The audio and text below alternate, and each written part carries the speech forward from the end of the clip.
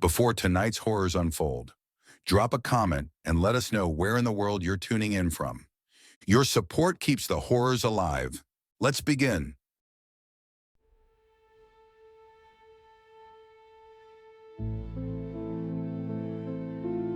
When I was a kid, I loved catching bugs. I'd catch them in jars, butterfly nets, and sometimes with my bare hands. I'd watch spiders spin webs between my fingers. I was never bothered by buzzing wasps or bees circling my lunch. I'd never been stung, and I never felt threatened. Maybe I was just a stupid kid, but I figured that live and let live was the only way to be. I was 8 years old when my family went on a trip. First to my aunt, then on to my grandmother. My aunt lived in this rural Minnesota town in the middle of nowhere. We were just staying for a couple of days before continuing east. When we got there, we'd been driving for 6 hours straight. I'd been car sick the entire time and hadn't been able to eat or drink a thing. It was the hottest week of the summer, leaving me dehydrated and exhausted. And of course, my parents were fighting about it. They were fighting from the moment they stepped out of the car. I tuned it out. I could tell from the sound of their voices it was going to be a long one. "The kid says he's fine, so he's fine," my dad complained. "I told you we should have stopped for a milkshake," Mom groaned. "He's going to be sick all night. And you think putting dairy in him is going to fix that? Come on. So we're just going to let him suffer? Is that it? Is that your solution?" Yes, of course, yes. I love making him suffer. That's the best thing. I love it so much. It kept going back and forth. I picked up my backpack and unfolded a couple of Spider-Man comics that I'd read at least 8 times over. I wandered off to get away from the car and the noise, watching my aunt coming out of the house to de-escalate. I plopped down on a rock in the backyard, letting my stomach settle. I'd always hated cars, and being stuck in one on a hot summer's day for 6 hours, it was torture. As the sounds of nature washed over me, I started to feel like a person again. A breeze in the wind, a faint flutter of birds. They sang different songs out there. Diving back into the adventures of Miles Morales, I heard the familiar buzz of an insect. Looking up, I saw something I'd never seen before. Now, this was a long time ago, but I'll never forget it. It looked like a wasp, but had much more prominent antennae and a bigger abdomen. And the color. It wasn't yellow. It was a bright red. It had landed on one of my aunt's Blue Garden sunflowers, making the colors clash. I'd never seen an insect like it before. Looking back at my parents' car, I knew I had a jar or two hidden away there for just such an occasion. I was going to catch it. Then again, I didn't want to risk losing sight of this thing. So I did what I'd always done when I saw something I wanted to catch. I used my hands. I approached inch by inch, cupping my hands. The thing just sat there, head turned sideways to look at me. It didn't move, not even a twitch. I slowly closed my hands around it, plucking the top of the flower as I did. I stood up and walked back to the car, putting one careful foot in front of the other. Dad had gone inside to make a sandwich while my mom and aunt stayed by the car, now having a sort of secondhand argument. "What kind of person refuses their child a bottle of water?" Mom scoffed. "What kind of person is that?" I tried to get her attention, but she was in full rant mode. My aunt, ever the diplomat, tried to calm her down. To no avail, of course. "Mom," I repeated, "can you get the jar from the trunk?" "It's a bottled water," she continued. "It barely costs the price of the bottle. Is his time so valuable that it overpowers ours? That it consumes the time of those around him? Mom!" Then a burn. Ice pushing through my skin, digging into the vein of my arm. Like my own pulse was working against me, to wound me. I dropped the flower, screeching like a wounded animal. All of a sudden, the fight was over. Dad ran out. Mom scooped me up in her arms. They brushed my hair, kissed my forehead, and assured me how everything was going to be okay as I bawled my eyes out. And the red wasp thing, it was just gone. According to my aunt, all I'd had in my hand was that flower. I got a bad reaction to it. I was sweating, and it felt like my ears had this filter to them, as if the world was hidden behind a glass bubble. I could hear my parents arguing again. My dad wanted to take me to the hospital while my mom argued that calling an ambulance would be faster. Meanwhile, my aunt was getting me some of her allergy medication, basic antihistamines. I must have collapsed. I woke up to an unknown man shining a flashlight in my eyes. A paramedic. He asked me to follow the light with my eyes. I did, but the moment I tried to move my head, I got the ache in my neck. Looks like a bad reaction, he said, but he's all there. We could bring him in, but I think some rest and ice cream ought to do it. You sure? My mom chimed in. No sign of infection, just a bit of redness, the man said as he turned my hand around. It's your call, but yeah, he'll be fine. Neither of my parents were convinced, but they couldn't decide on what to do, so they just went with his recommendation. My aunt tucked me in right there on the couch, putting on an X-Men movie for me to watch in the background. They spoiled me with ice cream and did me the courtesy of keeping their arguments short and hushed. Later that night, the house was silent. Whatever had gone through me had passed, and I was left wide awake in a sleeping house. My aunt slept on a futon down the hall while my parents stayed in her bedroom. I tried to work the remote to put the movie back on mute, but I couldn't get it to work. So once again, I resorted to reading my comics. I counted the seconds, hearing the tick-tocking of a clock from the kitchen. There was some light coming in from a large window to my left. It wasn't a great view or anything, just flat farmland for as far as the eye could see. I settled in for a long and boring night, hoping I could fall back asleep sooner rather than later.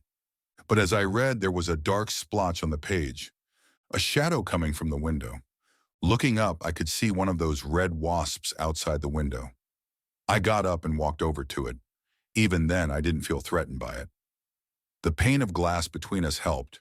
I tapped at it with my finger, and it didn't move.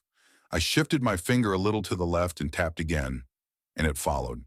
Tapping a little all over, it seemed to follow wherever my finger moved. I did a couple of zigzags just for fun and made it do a little jig. I couldn't help but to smile. It looked funny. You didn't want to hurt me, huh? I whispered. Right? I could feel a warmth in my arm, a reminder of the sting, but also a sort of reassurance. That sting was as bad as it would get. A part of me felt that if it were to happen again, it wouldn't be nowhere as bad. You wouldn't, I concluded. You're a good guy. I spun my finger in a circle, and the red insect followed suit. What a funny little guy. We decided to stay an extra day to give me some time to recover. Dad didn't mind. Any excuse to spend less time with his mother-in-law was a blessing. My mom and aunt spent some time at a nearby flea market while Dad and I watched scary movies that I promised not to tell Mom about. We just finished Jaws when Dad had to go make a call for work. As I wrapped a blanket around me, one of those red wasps crawled up my leg. At first I was a bit startled, but it just kind of sat there, antennae poking around like little feelers. Sorry, I whispered. Didn't see you there. It crawled across my leg and up my arm, ending up on my thumb, facing my index finger. It seemed to follow my finger as I wiggled it, like a cat staring down a toy. I played with it for a couple of minutes. As I did, I noticed a couple of shadows cast on the coffee table next to me. Looking up, I could see about a dozen more red insects on the window, every single one of them moving with the twitch of my index finger. You understand, don't you? I whispered under my breath. You get it. And while they couldn't speak, I knew I was right. As our time at my aunt's place came to an end, our trip resumed. My aunt was coming along, so I had to share the back seat. Dad was back behind the wheel, and my mom was the ever-loyal co-pilot, armed with an ever-present armada of suggestions. My aunt had brought this thick book of word search puzzles for us to play with. I was dreading it. I didn't want to get carsick again. I tried my best to prepare, but there was just no right way to do it. If I ate something, I would feel like a shaken soda bottle all day long. If I didn't, I'd feel like I had a knife rattling in my empty stomach. There was just no way to win. My mom always urged me to try some home remedy kind of thing, but it never worked. No yogurt, no chewing gum, no warm soup. Nothing worked. But that day, as we went on our way, I was fine. There was this warm, tranquil heat spreading throughout my body that just It calmed me. No matter how much the car shook or how powerful the glare of the sun stung my eyes, it's as if a shield had passed over me. I was fine. This was fine. I'd see the red wasps every now and then throughout the day, a couple of them on a fence at a rest stop, one of them resting by my foot in the car, a couple more crawling across the sunroof. I rarely had to look for long before I'd spot one or two, and they didn't seem to bother anyone. Maybe I was the only one who noticed them. I'd play a little with them, making them follow my finger around or fly in a circle. It's as if there was a sort of quiet understanding between us. And without the constant car sickness, I was in a better mood than usual. It seemed to spread to everyone in the car. Hell, even my parents stopped arguing, if only for a bit. I was leaning my head against the window, watching the sun slowly set. We weren't far away from our destination. We'd stopped for dinner at McDonald's earlier, so this was the home stretch. A single red wasp was stuck to the window, tapping its antennae to match the rhythm of my finger. I was trying to blink away a creeping tiredness, not really paying attention. As we slowed down for a four-way stop, something jolted me awake, a feeling asking me to take a closer look out the window. A car going down the left lane, about to pass a red light, crashing right into us. I called out to my dad, who stepped on the brakes. We managed to turn just as the car passed us at 75 miles per hour, inches from our bumper. Looking down at my feet, one of the red wasps curled around the tip of my shoe. They had done this. They'd helped me. They really were my little friends. We arrived at my grandmother's place, but for the next few days I was busy exploring my strange and sudden friendship with my newfound companions. They seemed to have followed me. I'd see them swarming outside the window where I slept, or around my dirty clothes or my shoes.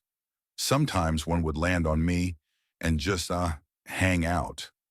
I made a little game out of having one of them zigzag between my fingers like a coin trick. It was magical. I felt like a superhero, and if I just slowed down for a bit, I could almost hear them. Not with words, but intention. They'd point out interesting things. They'd warn me of danger. Hell, if I wanted to, I could direct them to attack. I could, but I wouldn't. But in my heart of hearts, by God, I knew I could. It'd be so easy. And somehow, no one seemed to notice, almost as if they kept out of sight for everyone else. It all came to a point when I was out walking with my mom. She was a smoker, but my grandmother refused to allow smoking anywhere near her house, so Mom had to step away. She took this time to bring me along for a walk along the beach. It became a little ritual. As we passed by a patch of high grass, I got that feeling again. Not as a warning this time, but an invitation. Mom was busy with her cigarette, so I stepped away to look out over the grass. It didn't take me long to spot them. Dozens of little red dots coming my way. Within seconds, they were swarming me. It was a bit startling but harmless. They danced around me, crawling across me in patterned lines.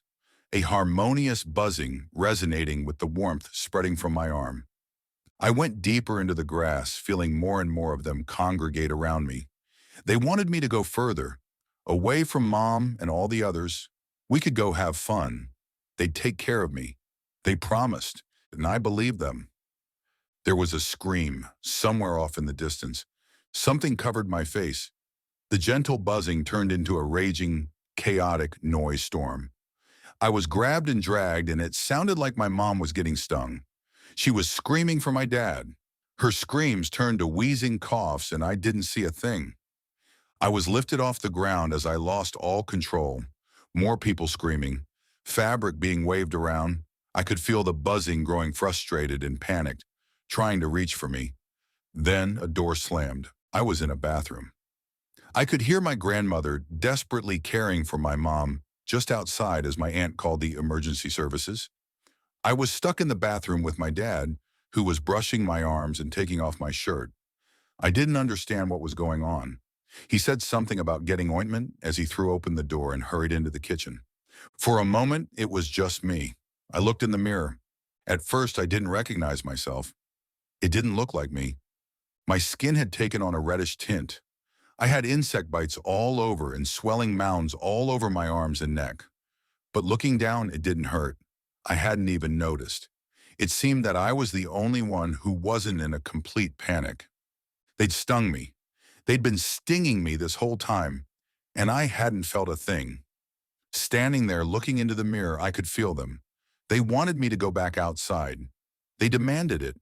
They were so desperate for me to come back to them that they would do anything to make that happen. I started to realize just how bad things were about to get. They weren't going to stop. Never. My dad came back in with a blanket soaked in cold water, which he wrapped around me. He also had a kind of eucalyptus ointment that he smeared across my neck. My mom was groaning in the other room, clearly in pain. Before I had the chance to ask, my dad said, "She's going to be okay. We got to focus on you." I nodded. As I did, I could hear my aunt yelling. Before I realized what she was saying, my dad closed the bathroom door and tried to cover the cracks with towels. I could hear little buzzing taps against the door. I could feel how desperate they were, how angry they were. If I wasn't coming out, they'd hurt people. All these people. And then me. There was no way to explain or rationalize it. I tried to find words, but they were drowned out in panicked yelling. I tried to focus, but it felt like my head was crackling with impressions. I hadn't even noticed how my dad had poured me a bath. I got in without questioning it. I was sure he had his reasons. Looking back at it, I think it was a way for him to make sure I was safe from the wasps. But in that moment, I didn't know what to think. Besides, thinking had started to hurt. "Stay here," he gasped. "I'm going to help your mom." And with that, he was out the door. I was safe for now. I leaned back, letting my ears dip below the surface of the water. Even then, I could hear my pulse and the buzzing of wings. As I closed my eyes and focused, that feeling in my bones became clearer. Finally, there were words. "Come out. Come to us. Leave. Run. Be free." As clear as day. I'd feel thumps of pain across my body as I imagined myself as one of the wasps slamming into the door. I'd feel their rage as they attacked. I'd feel my limbs being torn as they were swatted away. I'd twist and turn in my bath as I imagined myself being crushed, biting, stinging, raging against whatever I could to attack, to kill, to reach. Years later, my father would describe to me what he'd seen. From his point of view, he'd seen me having a seizure in the bath, trying to stab at him with an invisible knife, all the while repeating, "Out, out, out." What happened next is unclear to me. A lot of it was told to me afterwards by my parents. But in the moment, I was out of it. The ambulance couldn't get to us, so they had to drive me to the hospital. Dad rolled me up in a bathrobe, hurried out to the car, and got me in the back seat. My mom had been stung about a dozen times, but it wasn't life-threatening. Still, she needed to get checked out as well. That ride to the hospital could have gone either way. All I remember is blinking in and out of consciousness. The strangest little details, like the feel of the car seat texture rubbing against my legs, the smell of cigarettes on my mom's breath, my aunt's hairspray, and the color of my grandmother's painted nails. All of it mixed with sparks of something else. My head getting crushed against the windshield, the pain in my limbs as I tried to hang on to the side of the car. Things that obviously weren't happening, but in a way they were. I was experiencing some other strange symptoms. I was sweating something that can best be described as a mild adhesive. My eyes were swelling, pressing against my skull. My tongue had turned a sudden white, and my veins were so discolored you could see the blood pump through them. I don't remember being admitted to the hospital. I don't remember being put on a ventilator or being given allergy shots. And still, just like that night at my aunt's house, I woke up somewhere in the middle of the night. I remember a terrible ache and an itch in my eyes. It was a dark room where my mom and dad were huddled up in the corner. They were out cold, probably exhausted from the whole ordeal. But there was someone else in the room too, not my aunt or grandmother. The large thing, the other. It was standing by the door. The warmth I'd felt was almost gone, but what little I had left in me had a direct connection to it, a thread, connecting it to me. It looked like a person in a sort of coat, but I knew it wasn't. It was pretending. This was not human. In the brief glimpses of understanding that we shared, I saw fields of maggots raising an entire countryside, laying waste to corn, cotton, rye, wheat, everything and anything. Creatures growing in meat, like seeds in the soil. Lines of hundreds of people, baking in the sun, ready to burst with ravenous life. Screams in the night, stopping suddenly, as a sickeningly sweet smell filled my senses. The thing came closer. It was asking me to accept. It was a threat, a promise, and an expression of adoration, all at once. We could be friends, best friends. It had been like me. Before I even knew what to think, it was all silent. What little warmth I'd had left in me was gone. Two pale orbs reflected the blinking lights from the machine that kept me breathing, as unconsciousness took me away. A final thought, sadness. It took me months to recover. I had strange allergic reactions to seemingly random things for weeks on end. One day it'd be peanuts, the next day it'd be peaches or common soap. I'd get rashes, parts of my hair would fall out.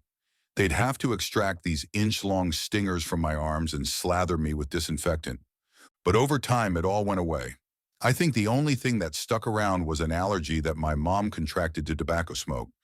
Or maybe she just began associating smoking with the most stressful day of her life. Either way, she quit cold turkey. I've always admired that. My dad does too. Now it's been over 2 decades since that summer. Looking back at it, it all seems like this distant other world. Something that happened to someone else. It has been hard to convince myself that it was actually real. But a couple of weeks ago, I was in an accident. A cable at work snapped, whipping straight across the workshop, smacking against a shelf. As it whipped back, it struck me across the left arm, leaving an inch-deep gash in my arm. And I swear to whatever gods may be, a little red wasp crawled out. The same first one that had stung me on that warm summer's day, over 20 years ago.